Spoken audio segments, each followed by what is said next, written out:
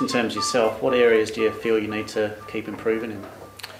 Look, leadership is new to me, and I don't feel that I am a natural leader. So I'll need to continue to learn more about that and execute the things that I've learnt. So that'll mean reading books, going to seminars. I went to a great seminar about 4 weeks ago, run by an American guy called Keith Cunningham. He's actually the rich dad who's featured in the book Rich Dad, Poor Dad, which is written by Robert Kiyosaki. He's a smart business guy. He really understands business. There's no bullshit there, and so attending seminars like that, like I was saying before in the introduction, there was a lot of things I learnt, but there's a few things that really rung true for me, and I'll take those things away. One thing that he taught me was that business is an intellectual sport, and as such, it's probably wise to spend a bit of time each week thinking about your business and thinking about where you're going. So since then I've turned it into a bit of a ritual. I've got a thinking chair, I've got a thinking pen, and I've got about 100 questions that I run through that are designed to get the creative juices flowing and are really designed to help me spot things that I can't see at the moment. And that's really important for me because, looking back when I was 24, there were so many, or 27, 30, whatever, there were so many things that were happening in the business that I couldn't see at that time, and that was what brought me undone. So, so I spend a lot of time now looking at things that may not be apparent. And you mentioned, I know you mentioned to me about the kick in the can example. Can you just talk through that? Yeah, look, there's businesses in this room. There's business operators that are smarter than me, and there's businesses that are more successful than our business at the moment. But so that doesn't. I'm no expert, but what I've done or what I've found has worked for us in taking a basket case business to a business that's fairly successful is that we've just done ordinary things in a consistent fashion, and we've seen some pretty extraordinary results happen because of that.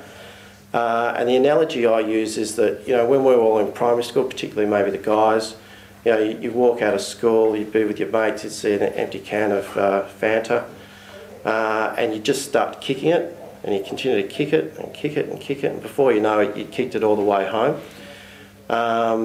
And I think that's what you've got to do with building a successful business, is that ideally every day or every week, continue to kick the can, do the ordinary things that Darren's telling you to do, and not really worry too much about where you're going to be in 3 years' time. Just focus on what you need to do today.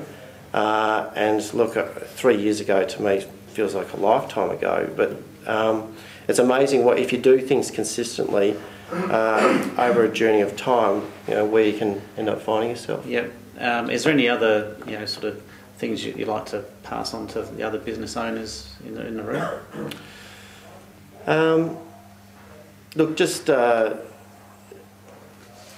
keep your reading up. Darren knows that there's a lot of things that I need to work on. I'm bloody horrible with my default diary, and I don't always get through all the 90-day plans either. I actually think that the most powerful thing that I've done in working with Action was I think I got more work done when I was working in Action with someone else in the business as well. So really, I spend almost 100% of my time now working on the business, and now I'm trying to move my business manager in the same direction as well. So I think if you can work with someone else in your business on these things, I feel like you get some good synergy, and you hold each other a little bit more accountable, and you move further through the process. So it's about enrolling your key people as well to get things moving faster. Yep. And how did you sort of get them enrolled in the whole process? Initially I worked with Simone, and she was very good. Her disc profile is not very similar to mine at all. So that meant that where I would forget things or might get a little bit lazy with things, I had someone who was holding me accountable, who could develop a plan. So yeah. So it's about surrounding yourself with people actually in your business as well. Yep. That can also, you know, your different skill sets and holding each other accountable for different things. Yep. Yeah. Yeah. Look, I think it can be difficult doing it by yourself, and yeah.